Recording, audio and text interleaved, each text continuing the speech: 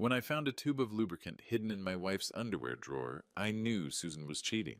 When I discovered it was with Derek, our daughter's husband, my world collapsed. Susan wasn't just a cheating wife. She was a woman willing to kill her husband after nearly 40 years of marriage. They wanted to play games with my life. Fine. What I did to them next made them both scream. Before I tell you exactly what I did to Derek and Susan, please subscribe to my channel and let me know in the comments which city you're watching from. Stories like this need to be shared to warn others about predators hiding in plain sight. My name is Jim Patterson, and I'm about to tell you how I discovered my wife of 38 years was planning to kill me for my life insurance money. But it wasn't just the betrayal that nearly destroyed me. It was finding out she was doing it with our own son-in-law. The moment I knew something was wrong came on a Friday afternoon, when I found that tube of personal lubricant hidden in Susan's underwear drawer. Let me back up. For weeks, my wife had been acting strange. Susan, my blonde 59-year-old wife who used to greet me at the door after my shifts at Home Depot, suddenly couldn't look me in the eye. She was always on her phone texting someone and hiding the screen when I walked by. She started wearing expensive perfume again, something she hadn't done in years. Then there was Derek Martinez, our son-in-law. The 33-year-old landscaper, married to our daughter Jessica, had been showing up at our Tampa home constantly, always with excuses. He needed tools. He wanted to check the sprinkler system. He was worried about our palm tree. But Derek only came when I was supposed to be at work late. That Friday, I came home early with a migraine and found Derek's white pickup truck parked across the street. I walked quietly into our house and heard voices from the kitchen. Susan's laugh, but different, younger, flirtatious. "You're terrible," I heard her say, followed by Derek's deep chuckle. When I walked into the kitchen, Susan jumped up so fast her chair scraped the floor. Derek was leaning against my counter, drinking coffee from my favorite mug, looking perfectly relaxed. "Jim," Susan's voice was too bright. "You're home early?" Derek flashed his easy smile. "Just checking that irrigation system, Jim. Noticed some brown spots on your lawn." The explanation was reasonable, but something felt wrong. Susan's flushed cheeks, the way they'd both startled when I appeared, the intimate way they'd been talking. Derek left quickly, but I caught the look that passed between them. It lasted only a second, but it was loaded with meaning, the kind of look that said they'd continue their conversation later. That night, Susan was unusually attentive. She made my favorite pot roast and kept asking about my headache. Her kindness should have comforted me, but it felt performative, like she was overcompensating for something. The next morning, Susan was still asleep when I got up to find my reading glasses. I thought I'd left them on my nightstand, but they weren't there. Maybe they'd fallen behind the dresser during the night. I quietly opened Susan's dresser drawer, thinking they might have slid over to her side. That's when my fingers brushed against something that didn't belong among her silk underwear and nightgowns. A tube of personal lubricant, expensive high-end still in its original packaging. I stared at it in the morning light filtering through our bedroom window. My reading glasses were forgotten. Susan and I hadn't been intimate in over 2 years. We'd both accepted it as part of getting older. So why did she have this? And why was it hidden like a guilty secret? I put everything back exactly as I'd found it, my hands trembling. The woman sleeping peacefully beside me, the woman I'd loved for nearly 4 decades, suddenly felt like a complete stranger, and I had no idea how much worse it was about to get. That discovery changed everything. I needed concrete evidence, not just suspicions. I needed to hear the truth with my own ears. Monday morning, I kissed Susan goodbye like always, but everything felt different. Her lips were cold and she barely looked up from her phone. As I drove to Home Depot, my mind was already working on a plan. 20 years in retail management had taught me about security systems and surveillance equipment. During lunch, I drove to Radio Shack and bought a small digital voice recorder with voice activation technology, the kind that could record for hours without being detected. "Planning to record some lectures, sir?" the young clerk asked. "Something like that," I replied, paying cash. That afternoon, I called Susan. "Hey, honey, I'm working late tonight. Inventory in the garden center." "Oh, okay," she said, and I caught relief in her voice. "I'll just heat up leftovers." "Don't wait up. This might take until 10. At 5:30, instead of heading home, I parked 3 blocks away and walked back through our neighborhood. I felt like a spy in my own life, Mrs. Rodriguez waved from her garden, and I forced a smile, wondering if she knew something I didn't. I entered through our back door, moving quietly. The house felt different when I thought Susan was hiding secrets. Every creak sounded amplified. Every shadow seemed suspicious. I could hear the shower running upstairs. Susan was getting ready for something. Working quickly, I found the perfect spot behind our living room bookshelf, tucked between photo albums we never looked at. The device was small enough to hide completely. I tested it once, whispering, testing, and playing it back, crystal clear. My hands shook as I set it up. In 38 years of marriage, I'd never spied on Susan, but finding that lubricant had shattered something fundamental. The shower stopped. I quickly positioned the recorder and headed to the kitchen, grabbing water to explain my presence. "Jim," Susan called from upstairs. "Is that you?" "Yeah, just getting some water. Forgot my bottle." "I thought you were working late." "I am, just stopped by quick." When she came downstairs, she looked stunning. Makeup-styled hair, a dress I hadn't seen in months. She looked like she was going on a date. "You look nice," I said. "Going somewhere special?" She blushed. "Just meeting girlfriends for dinner. Nothing fancy." "Which girlfriends?" "Linda and Carol from yoga. That new Italian place on Davis Islands." I nodded and kissed her cheek, tasting expensive perfume.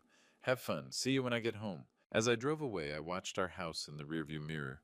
Within 10 minutes, Derek's white pickup truck turned onto our street.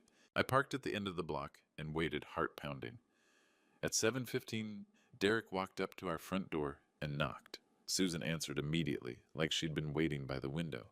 Even from a distance, I could see how she smiled at him, how she stepped aside to let him in, how she closed the door quickly behind him. I sat in my truck for an hour, watching our house, watching the drawn curtains, thinking about the recording device hidden in our living room. Tomorrow I would have answers. Tomorrow I would know the truth. But as I finally drove back to Home Depot, I realized I was terrified of what that truth might be. The next evening, I sat in my truck outside Home Depot for 20 minutes, staring at the small digital recorder in my hands. I'd retrieved it that afternoon while Susan was at her supposed yoga class. The device showed 2 hours and 37 minutes of recorded conversation. I was terrified to press play. Finally, I put in the earphones and hit the button. At first, there was just silence, then the sound of our front door opening. "I was starting to think you weren't coming." Susan's voice soft and intimate. "Sorry, baby. Had to finish a job in Westchase. Traffic was murder." Derek's voice equally intimate. The way he called her baby made my stomach turn. I fast-forwarded through small talk about his landscaping work, her complaints about my long hours at Home Depot. Then Derek's voice became more serious. "So did you call the insurance company?" My blood went cold. "I did," Susan replied. "The policy is definitely $500,000, and I'm the sole beneficiary." "Good. And you're sure he doesn't suspect anything?" "Jim, no, he's clueless. Thinks I'm just going through menopause or something. He has no idea I know about his high blood pressure medication." I pressed pause, my hands shaking. "Blood pressure medication? I didn't have high blood pressure. What were they talking about?" I hit play again. "The pills I got from my contact at the pharmacy look identical to his regular ones," Derek was saying, "but these will gradually increase his blood pressure over time. Make it look like a natural heart attack." "How long?" Susan asked. "Maybe 3 months. 4 at the most. At his age with his stress levels, no one will question it, especially after I start adding the extra sodium to his food." I felt like I was going to vomit. They weren't just having an affair. They were planning to murder me. 500,000, Susan said dreamily. "We could disappear to Costa Rica like we talked about. Buy that little beach house. And your daughter won't suspect anything. Jessica, she's too busy with her paramedic job to pay attention. Besides, she likes you. Thinks you're good for me after all these years with boring old Jim." The casual way she dismissed our 38-year marriage, the way she called me boring old Jim, cut deeper than any physical pain I'd ever felt. "What about the house?" Derek asked. "I'll sell it after a decent mourning period. Maybe 6 months. Then we're free." There was a pause, then the sound of kissing. I ripped the earphones out, unable to listen anymore. I sat in my truck in the Home Depot parking lot, surrounded by the familiar sights of my workplace, and felt my entire world crumble. My wife of 38 years wasn't just cheating on me. She was planning to kill me for my life insurance money. With our son-in-law, the man married to our daughter, the man I'd welcomed into our family, helped move furniture for Lent money to when his landscaping business was struggling. I thought about all those times Derek had come over recently. Had he been switching my medication? Then I rushed home and went straight to our medicine cabinet. My blood pressure pills looked exactly the same as always, but now I knew they weren't. That night I flushed every pill down the toilet and lay awake staring at the ceiling while Susan slept peacefully beside me. The woman who was planning my murder was sleeping 2 feet away from me, probably dreaming about Costa Rica and beach houses bought with my death money. But they'd made one crucial mistake. They'd underestimated Jim Patterson. I'd spent 40 years solving problems, managing people, handling crises, and I was about to handle the biggest crisis of my life. They wanted to play games with my life? Fine, but I was going to change the rules. After discovering their murder plot, I couldn't just wait to be poisoned. I needed to know everything about Derek Martinez. If I was going to fight back, I needed ammunition. The next morning, I called in sick to Home Depot and parked outside Derek's apartment complex. At 8:15, he emerged in his landscaping uniform and climbed into his white pickup truck. I followed him, staying 3 cars back. Derek's first stop wasn't a landscaping job. It was Publix grocery store on Dale Mabry Highway. He went inside for 20 minutes and came out with a small bag, shopping like he was buying for someone else. From Publix, Derek drove to Palmaquia, an upscale neighborhood. He pulled into the driveway of a beautiful Mediterranean house with perfect gardens. I parked down the street and watched through binoculars. A woman answered the door. Older, maybe early 60s, silver hair, expensive clothes. She hugged Derek intimately, not like a client greeting her landscaper. The hug lasted too long. Her hand lingered on his chest. Mrs. Elena Rodriguez, our neighbor from 3 houses down. Derek carried the grocery bag inside and didn't come out for over an hour. When he emerged, his hair was messed up and his shirt wrinkled. Mrs. Rodriguez stood in her doorway wearing a silk robe, waving goodbye with the same dreamy smile I'd seen on Susan's face. My stomach dropped. Derek wasn't just cheating with my wife. He was running an operation. I followed him to Hyde Park, where another older woman, maybe late 50s, greeted him with intimate familiarity. Then to Westchase, where a third woman, probably 65, practically pulled him inside. By noon, I'd watched Derek visit 4 different women, all older, all wealthy, based on their neighborhoods. At each location, he stayed 45 minutes to an hour. At each location, he emerged looking like he'd just had sex. Derek Martinez wasn't just a landscaper. He was a professional gigolo, targeting older women with money. I sat in a McDonald's parking lot, processing what I'd witnessed. Derek was systematically seducing wealthy women in their 50s and 60s, but why? The answer hit me like a punch. Susan wasn't special. She wasn't the love of Derek's life. She was just another mark in his sugar mommy hunting operation. Another lonely older woman with assets to exploit. But Susan was different. Susan had a husband with a $500,000 life insurance policy. Susan had a husband who could be murdered to make Derek rich enough to disappear forever. That afternoon, I drove to Mrs. Rodriguez's house and knocked.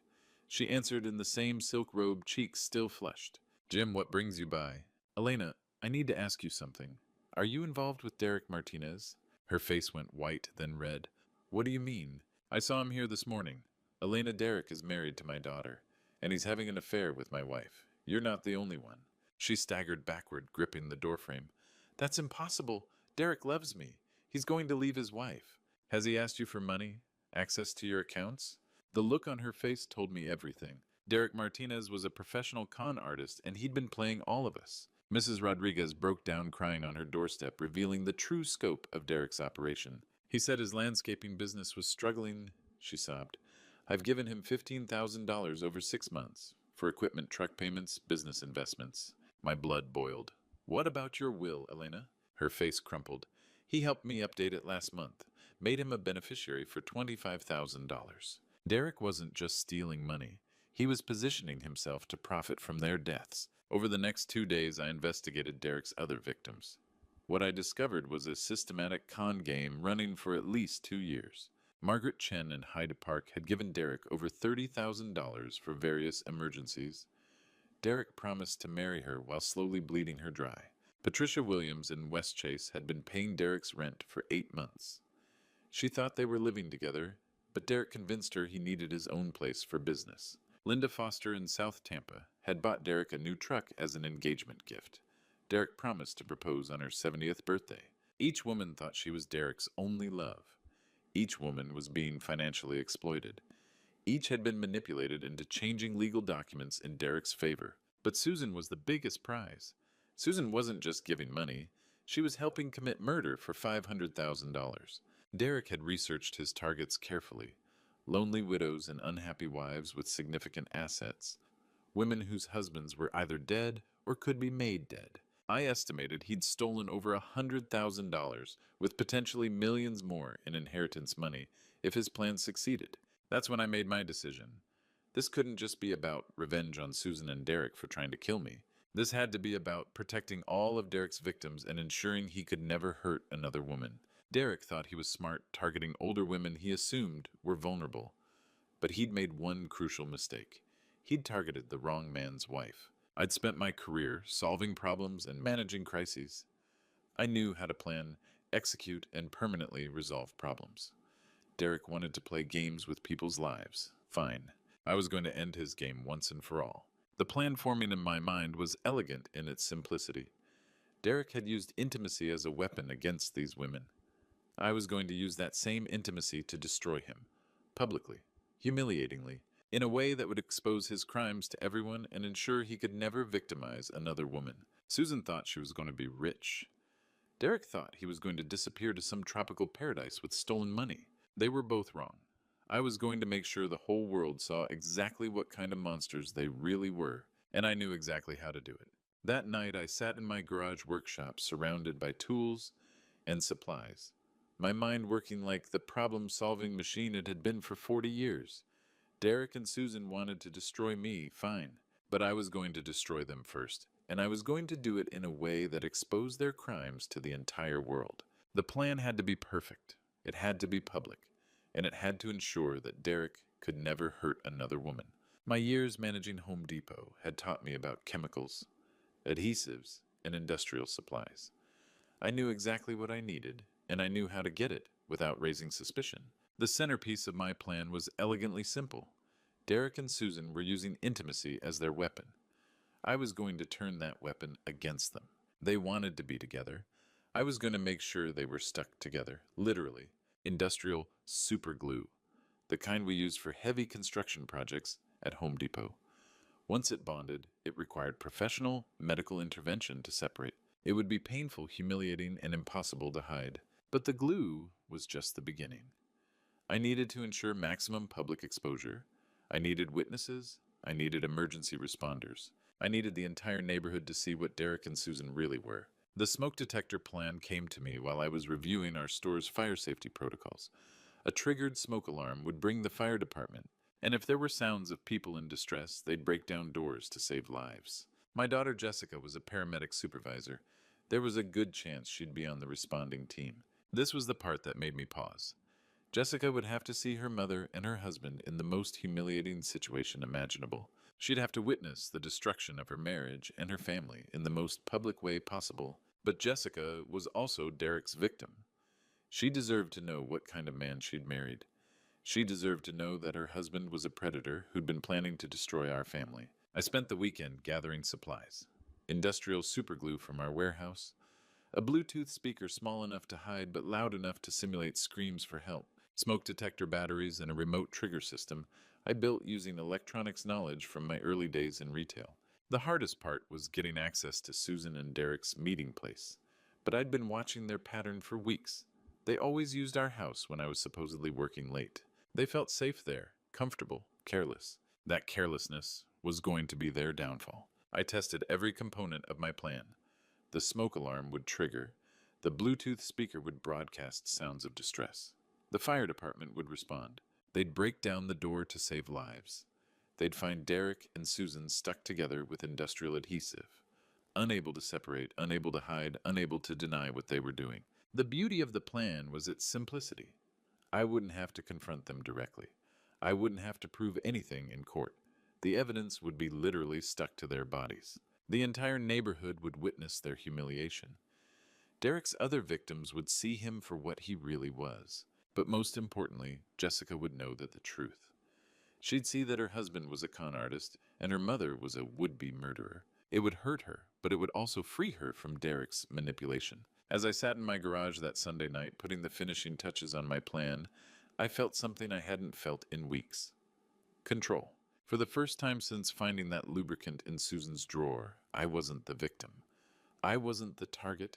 I was the hunter. Derek Martinez had spent 2 years destroying women's lives. Tomorrow, I was going to destroy his. Monday morning, I walked into Home Depot, knowing this might be my last day as just a retail manager. I was about to become something else entirely. My first stop was our commercial supply room. Industrial superglue, the kind used for heavy construction. The label warned that skin contact required immediate medical attention. Perfect. The glue was clear odorless, with the same consistency as personal lubricant. In dim lighting, no one would notice the difference. From our security department, I borrowed a small Bluetooth speaker. I tested its volume in my office, loud enough to simulate people in distress. I downloaded emergency call audio files, feeling sick but knowing it was necessary. The electronics came from our electrical department. Remote switches, batteries, wireless transmitters. During lunch, I installed a secondary smoke detector in our living room, identical to our existing system, but controlled by a remote trigger I could activate from outside. Susan and Derek met every Tuesday when I supposedly worked late inventory. Tomorrow was Tuesday. Tomorrow their routine would become their trap. That evening I tested everything in my garage. Remote trigger, perfect. Bluetooth speaker, connected seamlessly. Super glue tube, looked identical to Susan's hidden lubricant. I practiced the sequence. Wait for Derek. Give them 30 minutes. Trigger smoke alarm. Activate distress sounds. Return as concerned husband when emergency vehicles arrived. Timing was everything. Too early and they wouldn't be compromised. Too late and they might leave. Tuesday morning I called Susan. Honey, I'll be really late tonight. Complete inventory of the garden center. Might not be home until 10. Oh, that's fine, she said, excitement barely hidden. I'll just watch TV and go to bed early. Don't wait up. And Susan, I love you. Pause. I love you too, Jim. Probably the last lie we'd ever tell each other. At 3 o'clock, I parked 2 blocks from home. Derek's white pickup appeared at 3:15, right on schedule. He walked confidently to our door carrying a small bag. Wine or flowers, probably. He had no idea he was walking into a trap 40 years in the making. I waited 30 minutes, heart pounding. Then I reached for my phone and the app that would change everything. The moment had arrived. Derek's white pickup sat in our driveway, and I knew Susan and Derek were inside, probably sharing wine and planning their future with my life insurance money. Time to set the final piece of my trap. I waited until 4 o'clock, giving them time to get comfortable and confident. Then I quietly approached our house through the backyard, using my spare key to enter through the kitchen door. I could hear voices and laughter from upstairs. Relaxed, intimate sounds of 2 people who thought they were completely safe. Moving silently through my own house felt surreal. Every creak of the floorboards seemed amplified. Every shadow felt dangerous. But I'd been planning this moment for days and my hands were steady. First stop, our bedroom. Susan's underwear drawer was slightly open. She'd probably grabbed the lubricant in preparation for Derek's arrival. I found the tube exactly where I'd discovered it weeks ago, hidden beneath silk and lace like a guilty secret. This was the moment of truth. I unscrewed the cap and emptied the clear gel into our bathroom sink, watching it swirl down the drain. Then I refilled the tube with industrial superglue, screwing the cap back on carefully. The substitution was perfect. Same clear consistency, same packaging, same weight. In the heat of passion, they'd never noticed the difference. I placed the tube back exactly where Susan had hidden it and moved to position my electronic devices. The Bluetooth speaker went behind our living room couch, small enough to be invisible but positioned for maximum audio impact. I tested the connection. My phone showed a strong signal. The modified smoke detector was already installed, blinking innocently on our ceiling. To anyone else, it looked like standard safety equipment. Only I knew it was connected to the remote trigger in my pocket. I could still hear them upstairs. Susan's girlish laugh, Derek's confident voice, the sounds of 2 people who thought they were getting away with murder, completely unaware that justice was about to be served. Everything was in position. The trap was set. The substituted lubricant waited in Susan's drawer like a time bomb. The emergency response system was ready to activate at the touch of a button. I slipped back out through the kitchen and returned to my truck 2 blocks away. From there, I had a clear view of our house and could monitor the street for emergency vehicles when the time came. Now all I had to do was wait. Wait for them to get comfortable. Wait for them to use Susan's special preparation. Wait for the industrial adhesive to do its work. Derek Martinez thought he was smart seducing older women and planning elaborate cons. Susan thought she was clever, plotting to murder her husband for insurance money. Neither of them had any idea that Jim Patterson, boring old retail manager, was about to teach them both a lesson they'd never forget. The hunter was about to become the hunted, and I had the perfect trap waiting for them. From my truck, I watched our house and waited. The late afternoon sun cast long shadows across our neighborhood, and everything looked peaceful and normal. Mrs. Rodriguez was watering her garden. Kids were riding bikes down the street. Nobody had any idea that in a few minutes our quiet Tampa suburb was about to witness the scandal of the decade. At 4:30, the sounds from our house changed. I could hear music playing. Susan had put on something romantic.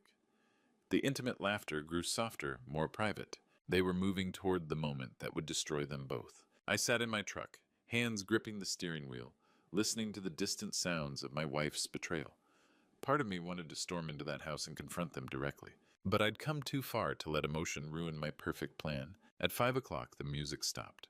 The house went quiet except for muffled voices from our bedroom. I knew what was happening. Susan was probably lighting candles, opening wine, creating the romantic atmosphere she thought Derek deserved. The same romantic gestures she'd stopped making for me years ago. "You're so beautiful." I heard Derek's voice drift through our open bedroom window. "I've been thinking about this all day," Susan replied, her voice breathless with excitement. I closed my eyes, forcing myself to stay focused. This wasn't about the affair anymore. This was about justice for all of Derek's victims. This was about stopping a predator and a would-be murderer.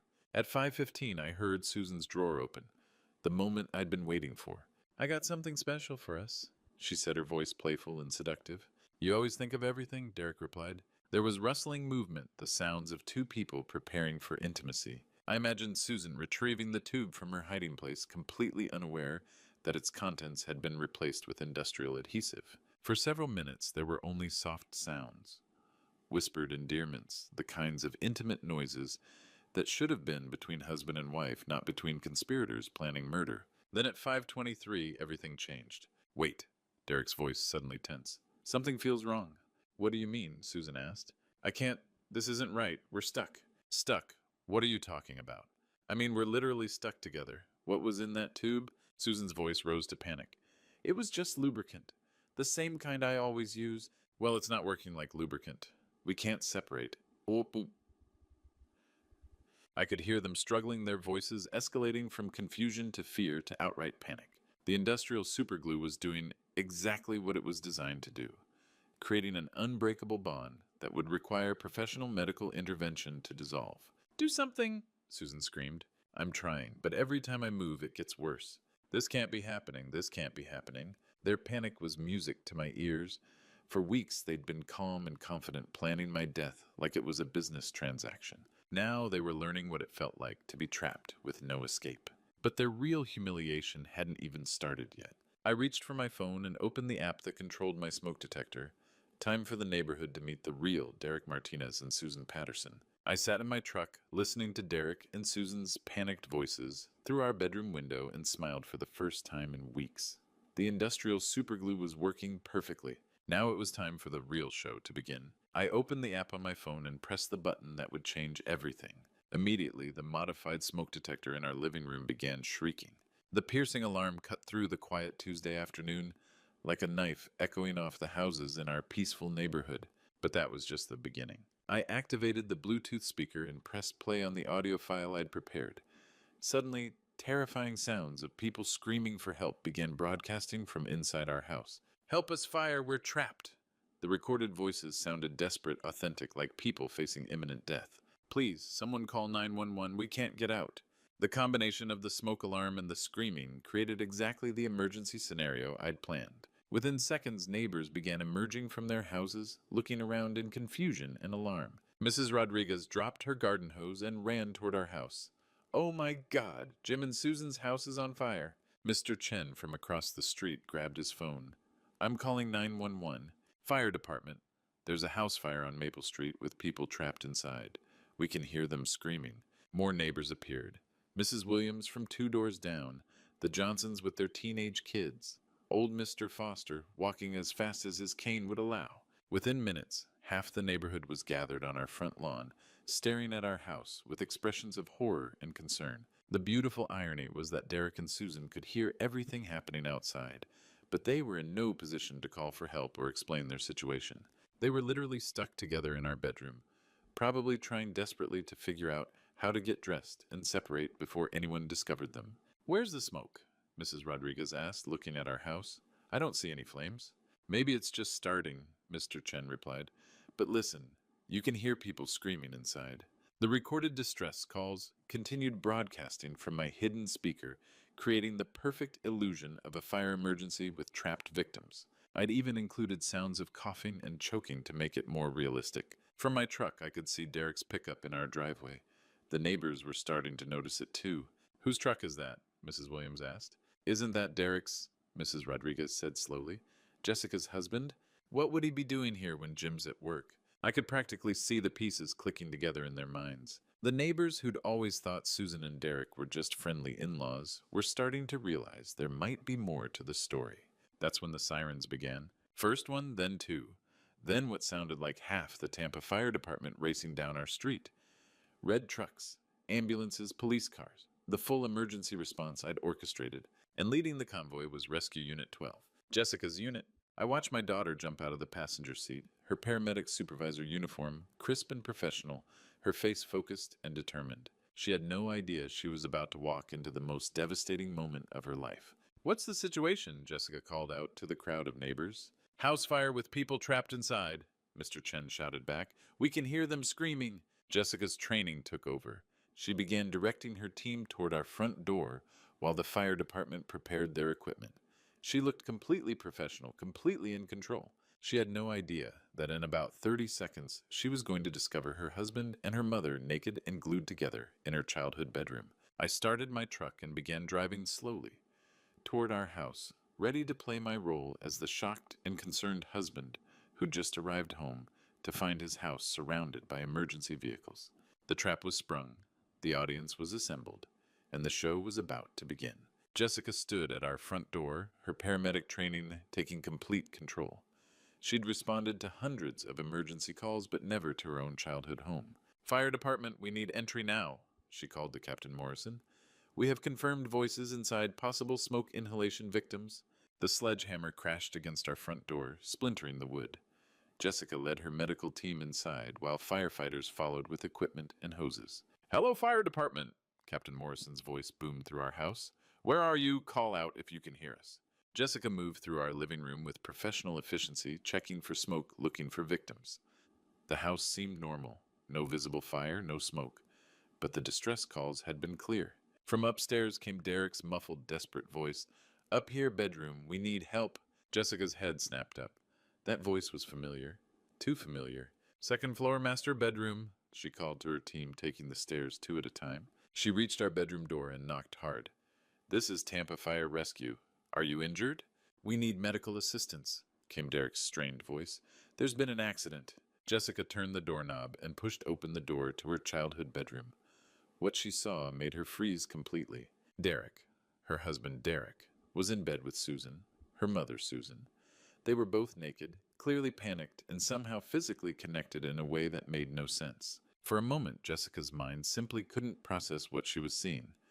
Her professional training told her these were two people in medical distress. Her personal reality told her this was impossible. "Jessica?" Derek's voice was barely a whisper. "I can explain. We're stuck," Susan said, not meeting her daughter's eyes. "Something went wrong with... we can't separate."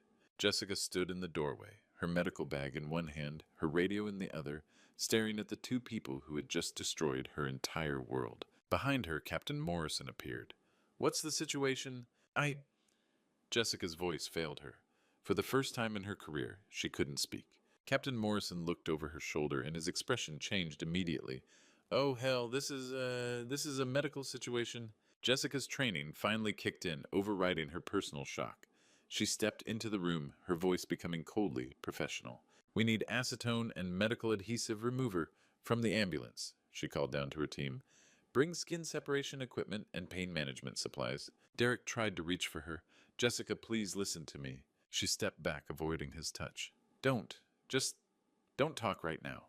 Susan was crying, but Jessica couldn't tell if it was from physical pain or emotional distress. Maybe both. "How long have you been like this?" Jessica asked, her medical training forcing her to gather information. "About an hour," Derek replied.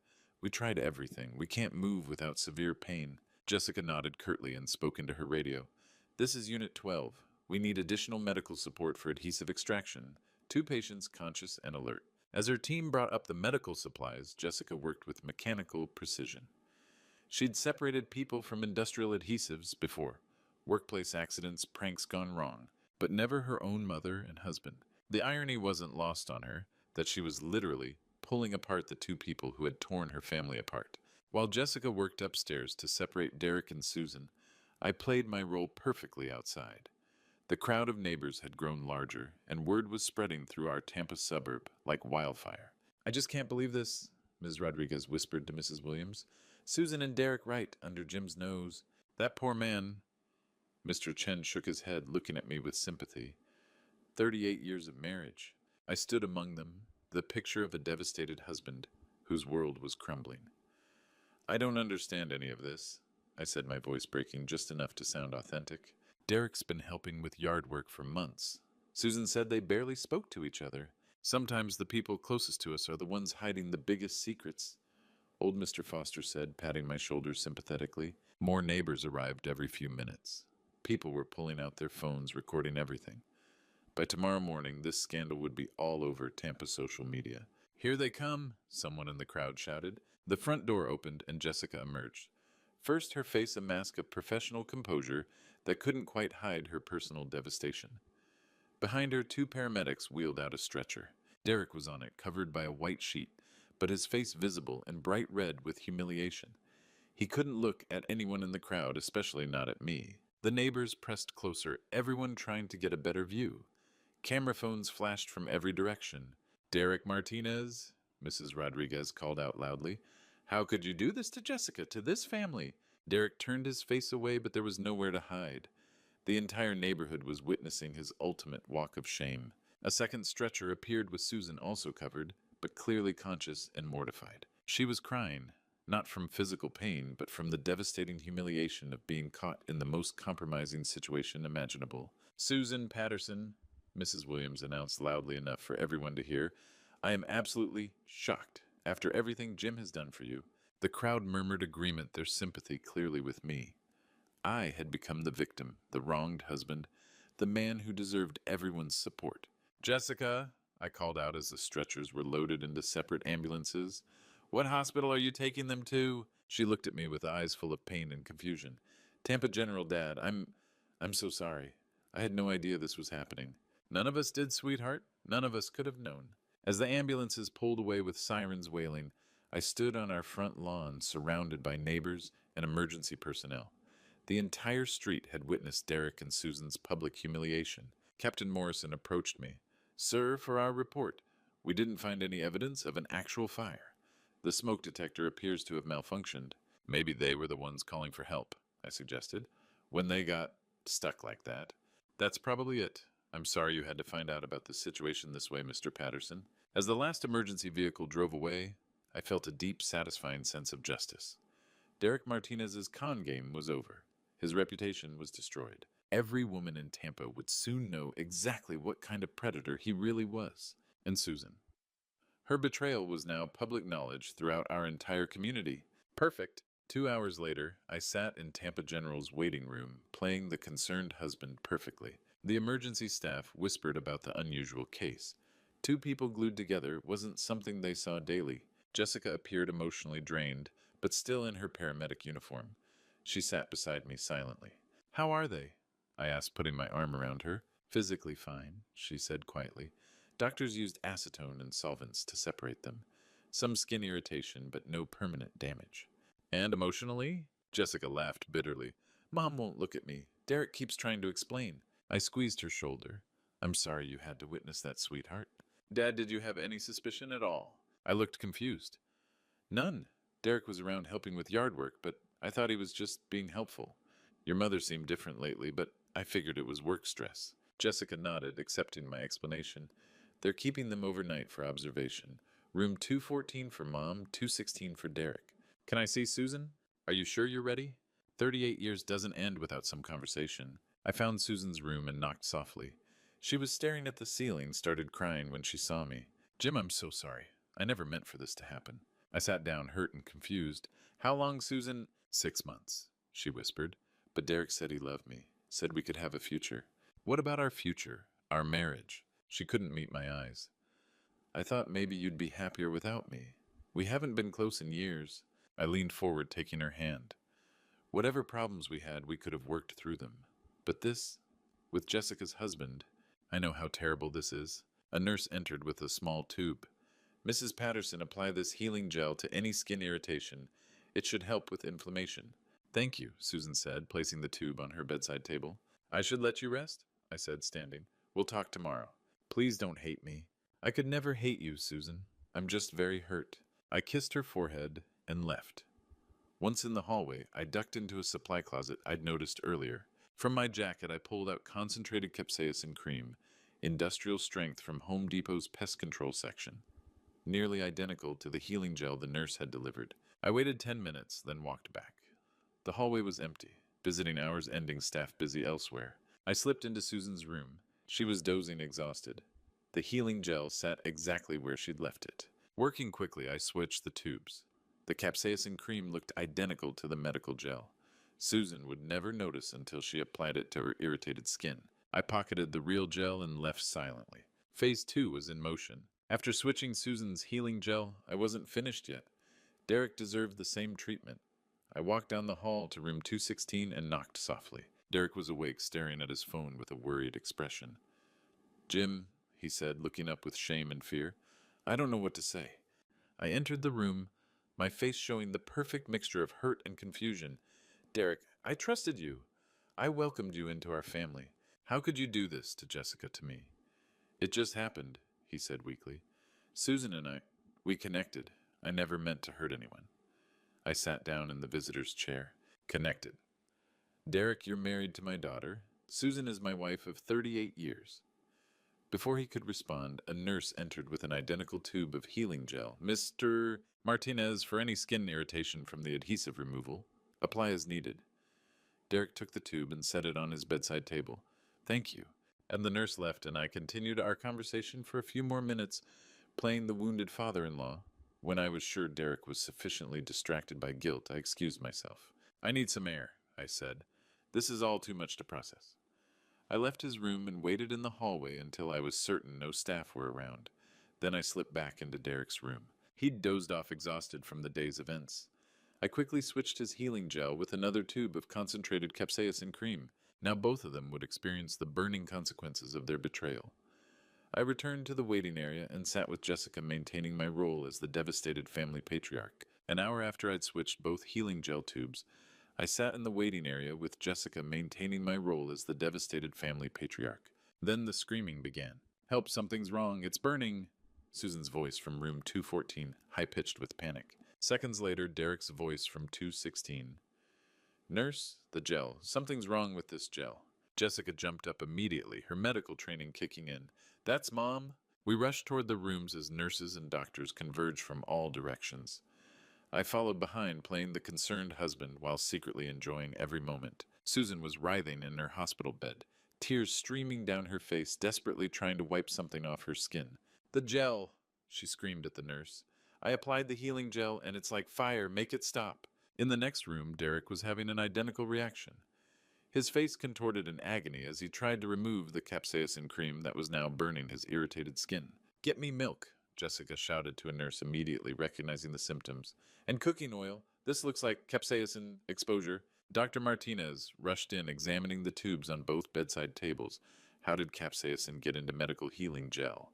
"Maybe a manufacturing error," Jessica suggested, though her voice carried suspicion. The medical staff worked frantically, using milk and oil to neutralize the burning sensation. Susan and Derek were both crying from the pain, their skin bright red, where they'd applied my special healing gel. "The pain should subside in about 30 minutes, Dr. Martinez told them, "but this is highly unusual. We'll need to report this to the manufacturer." I stood in the hallway watching the chaos with deep satisfaction. The industrial-strength capsaicin from Home Depot's pest control section was doing exactly what I'd hoped, delivering a burning reminder of their betrayal. "How are you holding up, Dad?" Jessica asked, putting her hand on my shoulder. "I just don't understand how any of this happened," I replied, shaking my head sadly. "First the affair, now this medical accident. It's like everything is falling apart." As the medical team continued treating Susan and Derek's capsaicin burns, I noticed commotion at the elevator.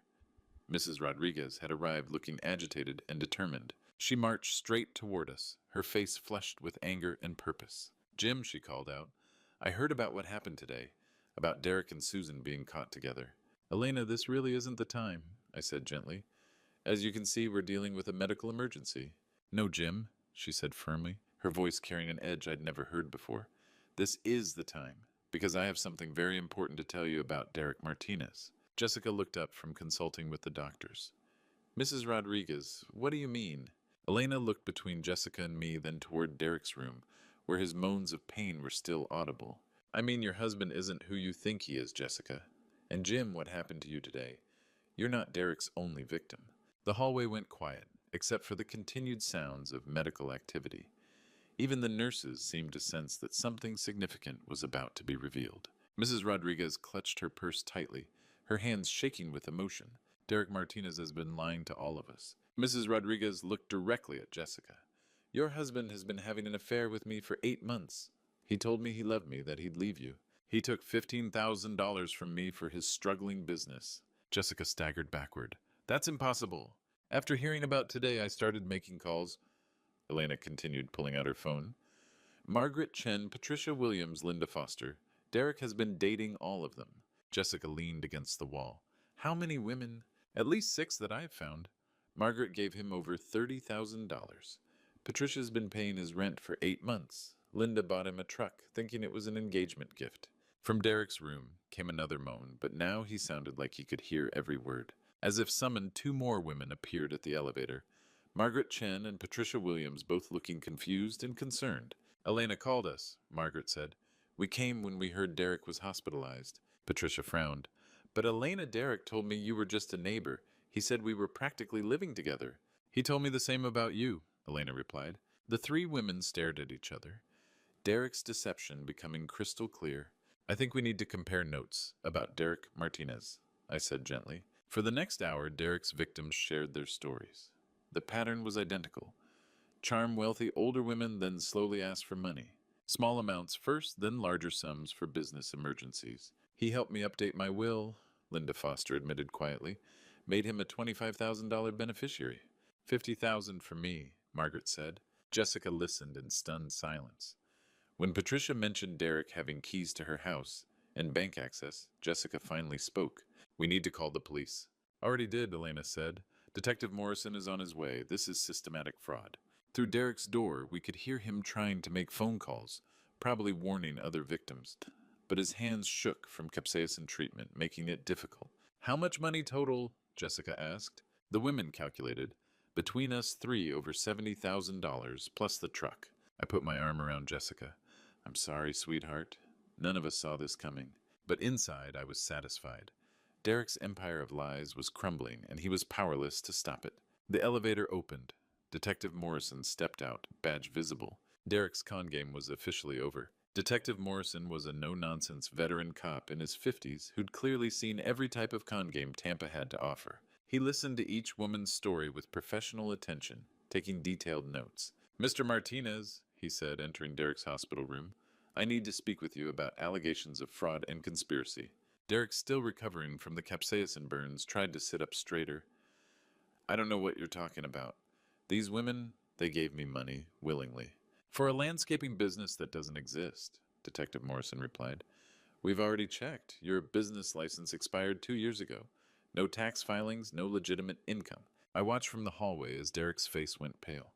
His smooth-talking charm meant nothing when faced with actual legal consequences. And then there's the matter of the life insurance policy, the detective continued. We have recordings of you and Mrs. Patterson discussing plans to murder her husband. Derek's eyes went wide. Recordings? That's impossible. Technology is amazing these days, Mr. Martinez. Voice-activated digital recorders. Very small, very clear audio quality. I had given Detective Morrison the recording device from our living room, along with copies of all the evidence I'd gathered. Derek's con game wasn't just falling apart. It was being systematically dismantled by law enforcement. Derek Martinez, you're under arrest for fraud conspiracy to commit murder and elder abuse, Detective Morrison announced, pulling out handcuffs. Even with his hands still red and painful from the capsaicin, Derek was cuffed to his hospital bed. The man who'd charmed his way into so many women's lives was now facing serious prison time. In the next room, Detective Morrison's partner was reading Susan her rights. Susan Patterson, you're under arrest for conspiracy to commit murder and insurance fraud. Jessica stood beside me, watching her mother and husband both being arrested. Dad, how did you know to record them? I put my arm around her shoulders. I didn't. I found that recording device after the fire department left. It must have been activated by all the commotion. Pure luck that it captured their conversation. It was a perfect lie, and Jessica accepted it completely.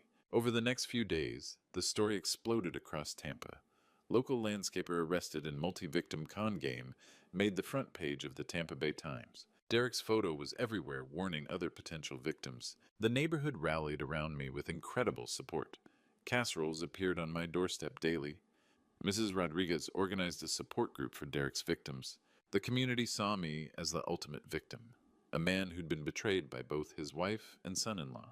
Jim Patterson is a good man who deserves better, Mrs. Williams told a local news reporter. What Derek and Susan did to him is unforgivable. Derek was denied bail due to flight risk.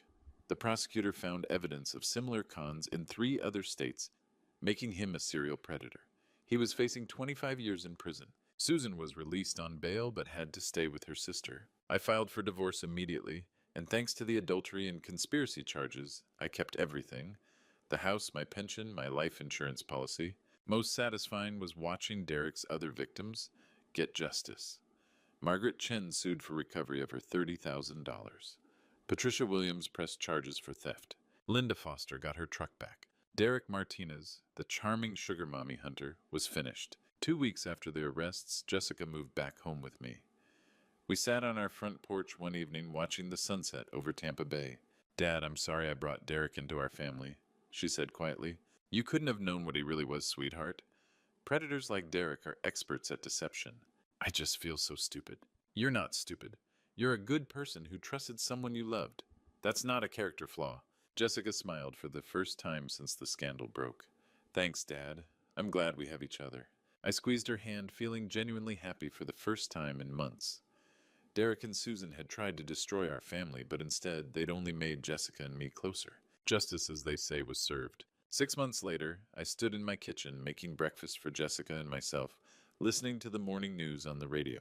The anchor was reporting Derek's sentencing: 28 years in federal prison for fraud conspiracy and elder abuse across multiple states. "Good," Jessica said, walking into the kitchen in her paramedic uniform. He got what he deserved. Our morning routine had become comfortable and healing.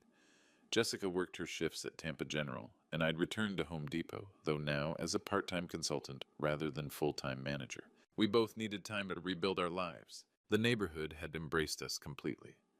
Mrs. Rodriguez had become like family, often joining us for Sunday dinners. Margaret Chen, Patricia Williams, and Linda Foster had formed their own support group, and they'd all recovered most of their money through Derek's asset seizure. "Dad," Jessica said over coffee, "I've been thinking about moving back into my own place soon." I looked up concerned. "Are you sure you're ready? There's no rush." "I think I am, but I want to stay close.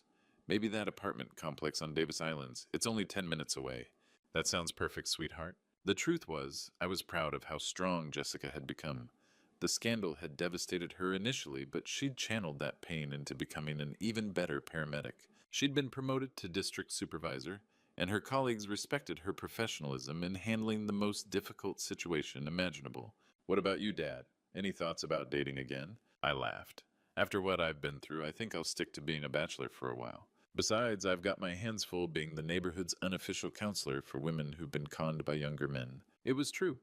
Word had spread throughout Tampa about Derek's operation, and I'd become something of an expert on recognizing the warning signs of romance scams. I'd helped 3 other families identify and stop similar cons. "You're like a superhero," Jessica teased.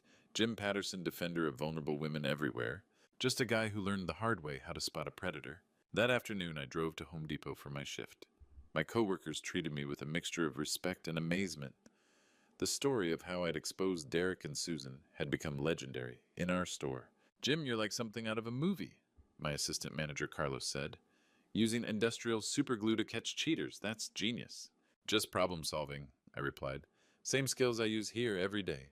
But privately, I was proud of what I'd accomplished. Derek Martinez had been a professional predator who'd hurt dozens of women. Susan had been willing to murder her husband of 38 years for money. They'd both gotten exactly what they deserved. That evening, Jessica and I sat on our front porch, watching the sunset over Tampa Bay. It had become our favorite time of day. Peaceful, reflective, hopeful. "Dad, can I ask you something?" "Of course. Do you ever regret how everything happened, the way Derek and Mom were caught?" I considered the question carefully. I regret that you had to see what you saw. I regret that our family was torn apart by their greed and betrayal. But do I regret that they faced consequences for their actions? No, not for a second. Jessica nodded. I'm glad you feel that way, because what they did was unforgivable. The important thing is that we survived it. We're stronger now, and we know we can count on each other.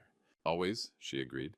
As the sun set over Tampa, I felt something I hadn't experienced in years, genuine contentment.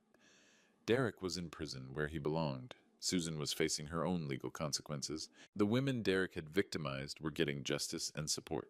And Jessica and I had built something stronger than what Derek and Susan had tried to destroy.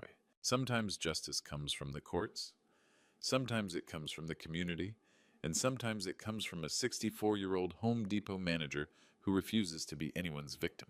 I'd learned that revenge, when served properly, doesn't just punish the guilty, it protects the innocent and builds something better from the wreckage. Derek Martinez thought he could destroy Jim Patterson's life. Instead, he'd only made it stronger. And that was the sweetest revenge of all. Sometimes life teaches us lessons in the most unexpected ways. My story isn't just another one of those betrayal stories you hear every day. It's about discovering that even in our darkest moments, God has a plan for justice. When I found that tube of lubricant in Susan's drawer, I never imagined it would lead to exposing a professional predator who had victimized so many innocent women. The lesson here isn't about revenge. It's about protecting others and standing up for what's right. Like many grandpa stories passed down through generations, this tale reminds us that wisdom comes with age, and sometimes the quiet ones are watching more carefully than anyone realizes. Derek Martinez thought he could manipulate older people because he underestimated our experience and determination. What I learned is that God works in mysterious ways, giving us the tools and knowledge we need exactly when we need them. My 40 years at Home Depot, my understanding of chemicals and electronics, none of it was coincidence. Every skill I'd developed was preparation for the moment when I needed to protect not just myself, but Jessica and all of Derek's other victims. These betrayal stories always end the same way. Truth eventually surfaces and justice prevails. God sees everything, even when we think we're alone in our suffering. The most important lesson from all grandpa stories like mine is that family bonds, when tested by fire, either break completely or become unbreakable steel. Jessica and I chose steel. If this story touched your heart or reminded you of your own experiences with betrayal and justice, please share your thoughts in the comments below. Have you ever had to stand up to someone who underestimated you? Don't forget to subscribe to our channel for more incredible true stories of courage, justice, and family bonds. Your support helps us bring these powerful narratives to light.